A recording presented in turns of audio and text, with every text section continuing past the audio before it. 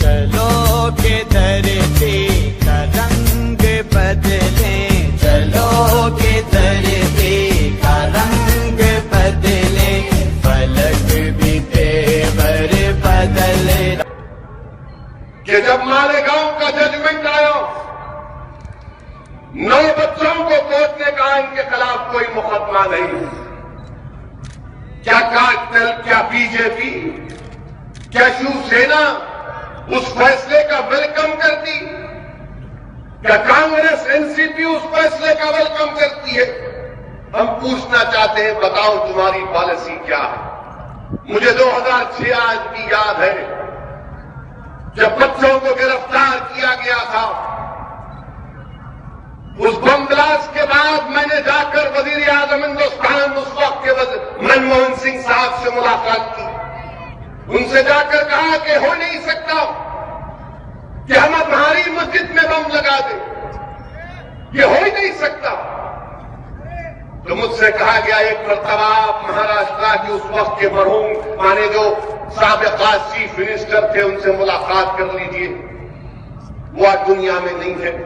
ان سے ملاقات کیا، کانگریس کے بڑے بڑے این سی پی کے لیڈر موجود تھے کیونکہ میں ان سے ملاقات کرنے کو جا رہا تھا۔ مجھ سے کہا گیا اس میٹنگ ہال میں آپ کو نہیں معلوم ہمارے پاس ایویڈنس ہے، ہم مالیگاؤں کے 9 بچوں کو سزا دلائیں گے، انہوں نے کیا۔ میں نے کہا تم بہت بڑی غلطی کر رہے ہو، تم نوجوانوں کے مستقبل سے نہ صرف کھیل رہے ہو بلکہ تم نہ صرف مالیگاؤں کو بدنام کر رہے ہو بلکہ تم ہندوستان کے ان تمام مسلمانوں کو بدنام کر رہے ہو جن کا دہشت گردی سے کوئی تعلق نہیں۔ ہم مسلمان ہیں، ہم کو فخر ہے اپنے دین پر چلنے کا، اور اسی بات پر ہم کو فخر بھی ہے کہ ہم ہندوستانی ہیں۔ اس ملک سے ہم نے ہمیشہ وفاداری کی، اس ملک کی آزادی کے لیے ہم نے اپنا خون پسینہ بہایا۔ آج ملک کو آزاد ہو کر 70 سال ہو گئے نوجوانوں، 70 سال کا لمبا عرصہ گزر جانے کے باوجود بھی ہندوستان کے اقتدار کی کرسیوں پر بیٹھنے والے 10% لوگ ہمیشہ یہ پیغام دیتے ہیں کہ مسلمان اس ملک سے وفاداری نہیں کر سکتا، نوجوان دہشت گردی کی طرف جا سکتا ہے۔ میں ان 10% لوگوں سے میری لڑائی ہے، میری لڑائی ہندوؤں سے نہیں ہے، میری لڑائی کسی سے نہیں ہے، میری لڑائی ان 10% لوگوں سے جو ہندوستان کے اقتدار پر قبضہ کر کر بیٹھے 70 سال سے۔ ملک کو اگر حقیقی معنوں میں آزاد کرنا ہے، دلتوں کو ان کا حق ملنا ہے، مسلمانوں کو عزت کی زندگی گزارنا ہے، تو نوجوانوں میں تم کو پیغام دے رہا ہوں کہ 10% لوگ جو ہمارے ملک پر قابض ہو چکے ہیں ان کو نکال کر پھینکنا ہے، ان کو اقتدار کی کرسیوں سے نکال کر جیلوں میں ڈالنا ہے، تبھی جا کر غریب اور مظلوم عوام کو انصاف ملے گا۔ آج 5 سال وہ مالیگاؤں کے بچے جیل میں زندگی گزارے، کون ذمہ داری لے گا اس کا؟ ایک ایک دن ان کے لیے ایک تکلیف کا دن گزرا ہوگا۔ وہ 9 بچوں میں سے ایک تو انتقال ہو گیا، ایک دنیا میں بھی نہیں رہا کہ زندگی میں اس کو خوشخبری مل جاتی کہ جو جھوٹا الزام اس پر لگایا گیا تھا کہ مسجد کے سامنے بم بلاسٹ کرنے کا، مگر آج دنیا میں نہیں رہا۔ میں پوچھنا چاہتا ہوں تمام انویسٹیگیٹنگ ایجنسی سے، اس وقت کے ATS آفیسر سے نام لے کر کہہ رہا ہوں، اس آفیسر کا نام جناب رگھوونشی تھا۔ مسٹر رگھوونشی تم تو آج پونا میں آرام سے اپنے ایئر کنڈیشن کمرے میں سو رہے ہوگے، مگر مجھے یقین نہیں آتا کہ تم کو آرام سے نیند آتی ہوگی رات میں، کیونکہ اگر انسانیت تمہارے سینے میں زندہ ہے تو تم کو وہ انسانیت تم کو مجبور کرے گی کہ تم عوام کے سامنے آ کر کہو کہ ہاں مجھ سے غلطی ہوئی ہے۔ اگر زندہ ہے انسانیت تو آ کر کہہ دو، اس میں کوئی بری بات نہیں ہے، مگر بچوں کی زندگی خراب ہو گئی۔ جب بچوں کو ٹرائل کورٹ نے سزا دی تو مسٹر رگھوونشی ٹی وی چینل پر تھے، بول رہے تھے میں ایسا کیا، یہ کیا۔ آج جب ہائی کورٹ نے کہا کہ نہیں ہے انوالو، تو اپنے گھر میں جا کر دروازے بند کر کے पर्दे हटा के, सेल फोन को बंद करके, लैंडलाइन को बंद करके, इंटरनेट को निकाल के, सब चीज बंद करके खामोश बैठे हैं। याद रखो, ये बच्चों की मासूमियत, ये बच्चों की से नाइंसाफी इंशाअल्लाह ताला, अगर आज आप माफी नहीं चाहेंगे तो ऊपर वाला इंसाफ करेगा, ऊपर वाला इंसाफ करेगा।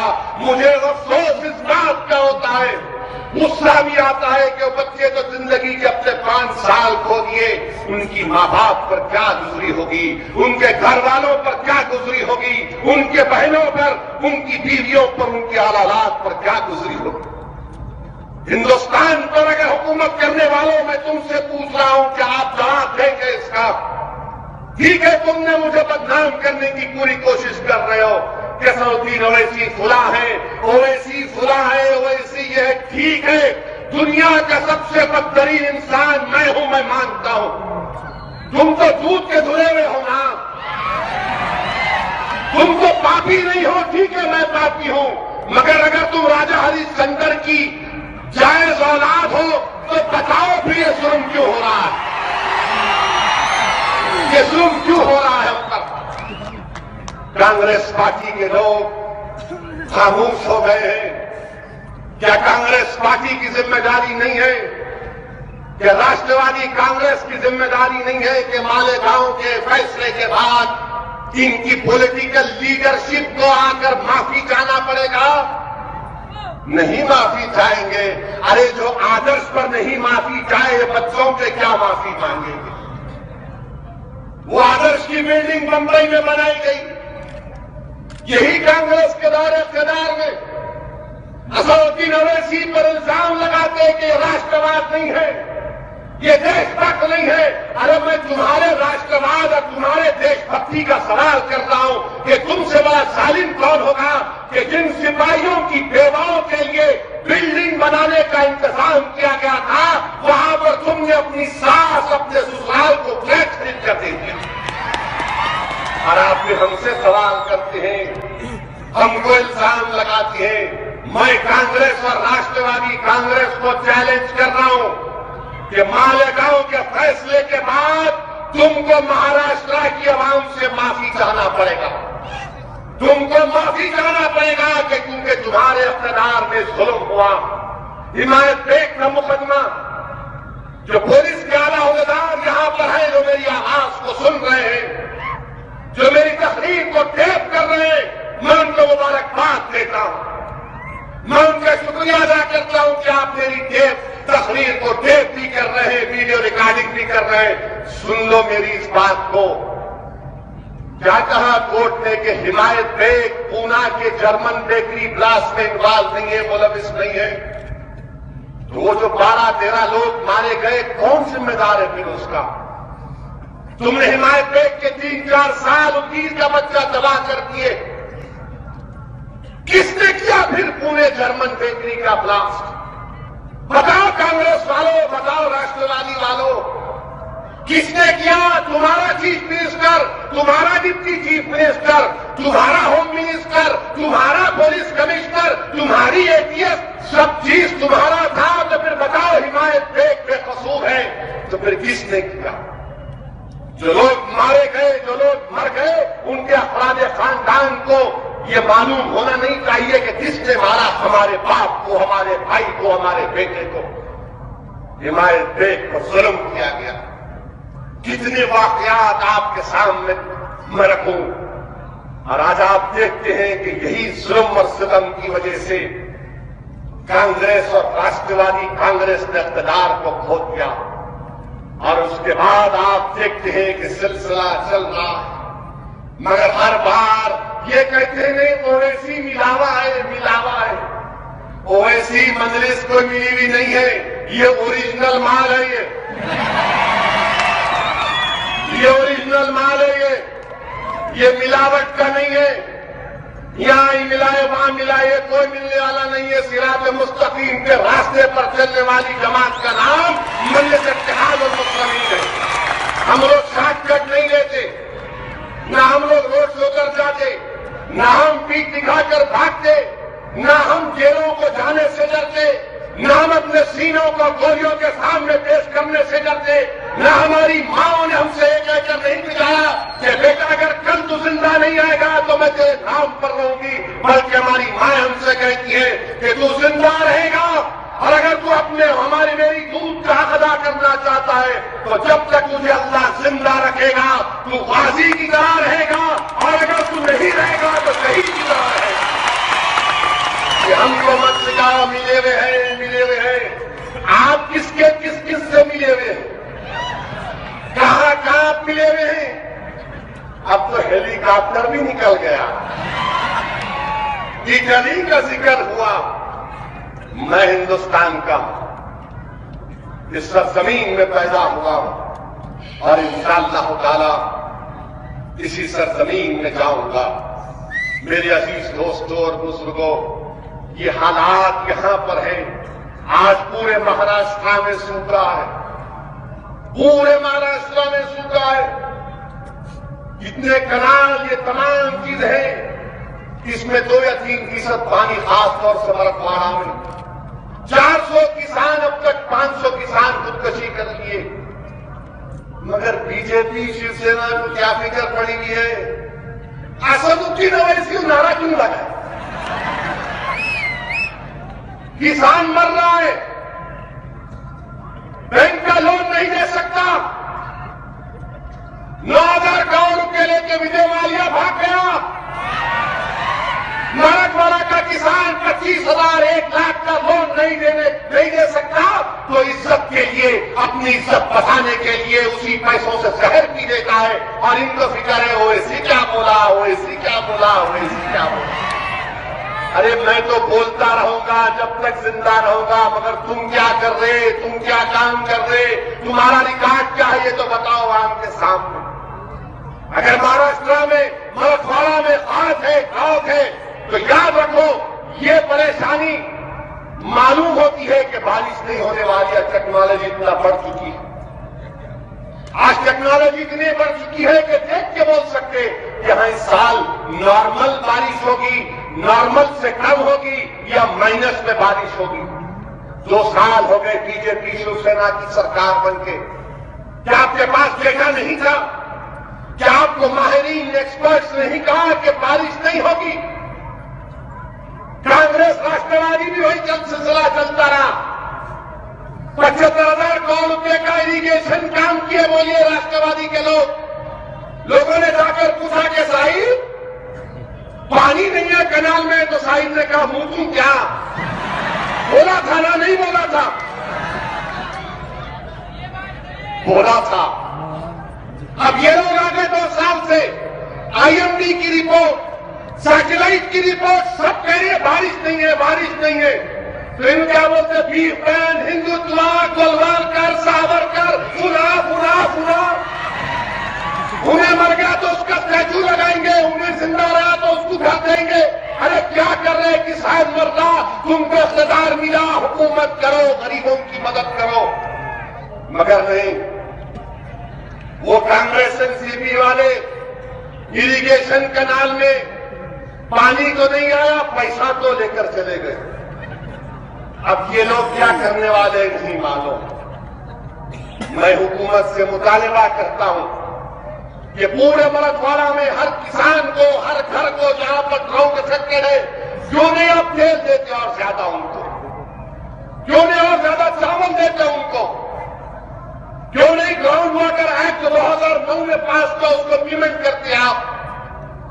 میں یہاں پر ایک بات ضرور کہنا چاہوں گا کہ آپ کے سابقہ کلیکٹر نے بہت اچھا کام کیا تھا سولاپور میں، گراؤنڈ واٹر ایکٹ کا امپلیمنٹیشن نے بہت زبردست طریقے سے کیا تھا، رورل واٹر اسکیم کا انتظام صحیح کیا تھا۔ اس کلیکٹر کا ٹرانسفر نئی ممبئی میں ہوا ہے۔ لوگ یہ نہیں سمجھنا کہ اویسی کو معلوم نہیں ہے سولاپور کے بارے میں، سب خبر رکھتا ہوں، اچھا کام کرے تو اس کی تعریف بھی کرتا ہوں، ایسا نہیں ہے کہ ہر کام میں یہ بولوں گا، میں بولتا ہوں گا۔ بہرحال میرے عزیز دوستوں، بزرگوں، 1971 کے بعد ایسا بڑا خط مراٹھواڑہ میں آیا، اور ہم مسلمانوں کی ذمہ داری کیا ہے؟ اللہ نے ہم سے کیا کہا قرآن کریم میں؟ اللہ نے قرآن میں فرمایا ہر زندہ چیز کو پانی سے پیدا کیا. اللہ سبحانہ و تعالیٰ نے قرآن شریف میں فرمایا کہ ہر زندہ چیز کو پانی سے پیدا کیا. کبھی پڑھو نوجوانوں، تم آج موٹر سائیکل پر بیٹھ کر یہ جو نعرے لگاتے ہو نا، یہ ٹھیک نہیں ہے، مگر کبھی قرآن پڑھو. دیکھو قرآن میں کیا ذکر اللہ کر رہا ہے کہ کیسے دنیا کے ندیوں کا پانی جا کر جب سمندر میں چلا جاتا ہے تو اللہ سورج کو حکم دیتا ہے کہ سورج کا اپنا جگر جلا جلا جلا کر سمندر سے ایک بھاپ نکلتی ہے، اور وہ بھاپ جب آسمان میں جاتی ہے تو پھر وہ بادل بن کر بارش آتی ہے. ہم مسلمان ہیں، ہم کو کیا کرنا ہے؟ جب بارش نہیں ہوئی تو اللہ کے رسول صلی اللہ علیہ وسلم نے کیا ارشاد فرمایا، جب تم زکات نہیں دو گے تو بارش نہیں ہوگی. دیکھ لو، ہم تمام کو بشمول میرے، ہم کو اپنا گریبان میں جھانک کر اپنا محاسبہ کرنا ہے. جن کو اللہ نے دولت دی، کیا تم زکات دے رہے ہو؟ اور میرا ماننا یہ کہ ہندوستان کے جو مالدار مسلمان ہیں، اگر وہ زکات نکالیں گے تو یقیناً 70-80% مسلمانوں میں بے روزگاری ختم ہو جائے گی. زکات دو، بارش ہوگی انشاءاللہ تعالی.